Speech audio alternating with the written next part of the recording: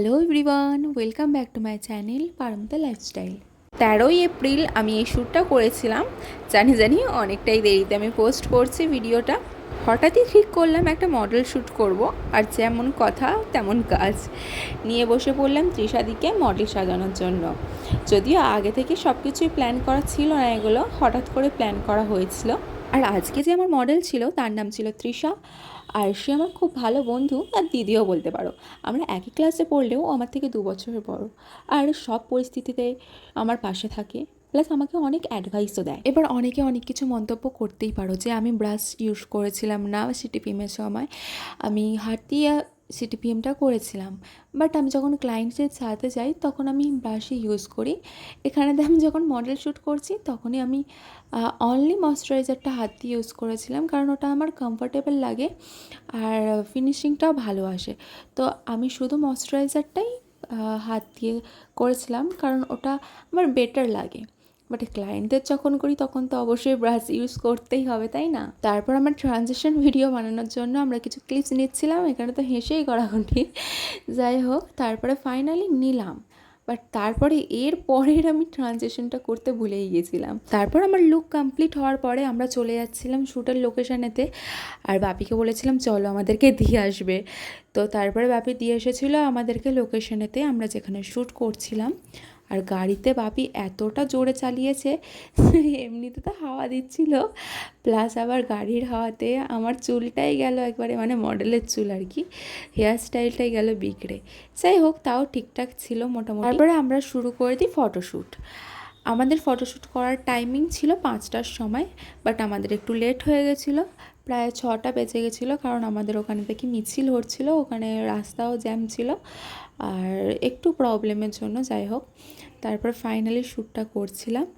আর তৃষাদিও যেহেতু ফার্স্ট টাইমই model shoot করছিল আমার সাথে, তো ও একটু ফার্স্টে আনকমফোর্টেবল ফিল করছিল, বাট তারপরে আস্তে আস্তে কমফোর্টেবল হয়ে গিয়েছিল। আর তারপরে মাঝখানে তো যত টাইম যাচ্ছিলো, যত লোক বাড়ছিল ওখানেতে, আর সেটা দেখে আরও ঘাবড়ে যাচ্ছিলো তৃষাদি। বাট কী করবো, আমাদেরও তো শ্যুটটা করতে হবে, তাই না? কিছু করার তো নেই। বাইকেতে বসে চুল আর শাড়ি গোটা ঘেঁটে গেছিলো। তারপর আমাদের দেরি হয়ে গেছিলো বলে আমি আর অতটাও পাত্তা দিয়েছিলাম না। ভাবলাম ঠিক আছে, যাই আছে সেটাই ভালো, অন্তত আমাদের শ্যুটটা তো হবে। এতক্ষণ ধরে মেকআপ করলাম, ও মডেল অতক্ষণ ধরে ধৈর্য ধরে বসে মডেল শ্যুট করলো, সেটা তো অন্তত কিছু হোক। তারপরে দেখো তৃষাদি পাগলের মতো ছুটছে, এখানে তো ওর বর হারিয়ে গেছে তার জন্য। না মজা করছি। ওখানেতে একটু ক্লিপস নেওয়া হচ্ছিলো ভিডিওতে অ্যাড করার জন্য। ওখানেতে একটা পার্ট ছিল ভিডিও। ব্লগে দেবে তো, ওরা আমরা এখানে ছবি তুলছি না, ওরা এখানে টোন কাটছিল, ভাইরাল হবে, ভাইরাল হবে। কি টোন কাটছিল আমাদের সিয়াগড়ির মুখে দেখি। যাই হোক, কিছু বাজে ছেলেরা এসে এরকম টোন কাটছিল তৃষাদিকে, কারণ বুঝতেই পারছো এরকম গ্রাম এলাকায় এরকম ফটোশ্যুট বা মডেল শ্যুট, আবার এরকম একটু ছ্যাঁচড়া ছেলে যেগুলো আছে কম বয়সী, তাদের তো মানুষে অনেক কিছুই মন্তব্য করবে, তা বলে সেটাকে গায়ে মেখে বসে থাকলে তো হবে না। যাই হোক, আমাদের ফটোশ্যুট কমপ্লিট হলো। লোকেশনটা আমাদের বাড়ি থেকে খুবই কাছে ছিল, তাই বাপিকে আনতে আসতে বলে দিয়েছিলাম। আবার যদি আমার বাপি তোমাকে বাড়ি না দিতে গিয়ে আমি যদি দিতে যাই স্কুটি করে, কি হবে? কিছুই হবে না। হবে না, চালাতে পারিস না। বাপি একটু কাজে ব্যস্ত থাকায় মামা ফ্রি ছিল, তো মামাই আমাদেরকে আনতে চলে এসেছিলো। লোকেশনটা আমাদের বাড়ি থেকে অনেকটাই কাছে ছিল, বাট এখানেতে গাড়ি চলাচল সেরকমভাবে অতটা হয় না, তাই মামাকেই আনতে আসতে হয়েছিল আমাদেরকে, কারণ হেঁটে হেঁটে তো এটা অনেকটাই ভেতরে, তো বাইকে করেই যেতে হতো বা কোনো গাড়ি করে, বাট গাড়ি যেহেতু যায় না তো আমাদেরকে আনতে এসেছিলো। আর আসার পথে দেখি এত জ্যাম, কারণ বাবার মাথায় অনেকে জল ঢালার জন্য জল আনতে গিয়েছিল, সেটা নিয়েই ফিরছিল। তারপরে আমরা চলে যাই আমাদের বাড়ির ছাদেতে, কারণ কিছু ভিডিও ক্লিপস নেওয়ার ছিল, তো সেগুলো নিতেই চলে গিয়েছিলাম। তারপরে আমার সাথে হয়ে যায় তৃষাদির বিয়ে। আরে সত্যি ভেবো না, আমরা মজা করছি। তো এটা একটা ভিডিওর পার্ট ছিল, সেটা আমরা ভিডিও করছিলাম। তারপরে আমাদের এতে হয়ে যায়। মুছবো আপনার কালকে চুলটা আমি স্মৃতিতে। শ্যাম্পু করব নি, যাতে ক্রিম্পিংটা থাকে ভালো করে। আচ্ছা, স্ট্রেট করে দেবো। ক্রিম্পিং থাকবে। আচ্ছা, তোমার স্মৃতিতে আমি সিঁদুর রাঙিয়ে দিয়েছি। এই যে আমার পর না, সিঁদুর তুলে দিচ্ছি।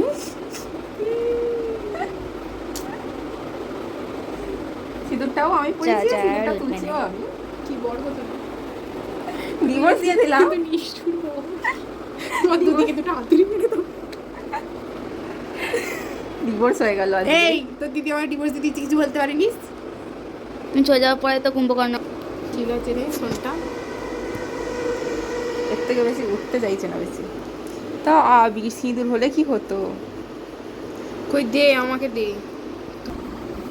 দে মুঝে। তুলিতে পারবি তো? কি গো, মার খাবি দুষ্টু? আমাকে মনে হয় কালকে শ্যাম্পু করতেই হবে। না না, হ্যাঁ শ্যাম্পু করে নেবে। না ক্রিম্পিং করে দেবো, পরের দিন আবার চলে আসবে। তো এভাবেই আমাদের হাসি খুশিতে মজাতে একটু শ্যুটটা কমপ্লিট হলো। তো কেমন লেগেছে লুকটা তোমরা অবশ্যই জানাবে। কোনো ভুল ত্রুটি থাকলে অবশ্যই ক্ষমা করে দেবে, বা তোমরা অবশ্যই জানাবে কোথায় ভুল ত্রুটি আছে, কারণ ভুল করতে করতেই তো মানুষ শেখে, তাই না? যাই হোক, তোমরা আগের ভিডিওটা যদি না দেখে থাকো অবশ্যই দেখে আসো, লাইক কমেন্ট শেয়ার করে দিও ভালো লাগলে। টাটা, দেখা হচ্ছে নেক্সট ব্লগে।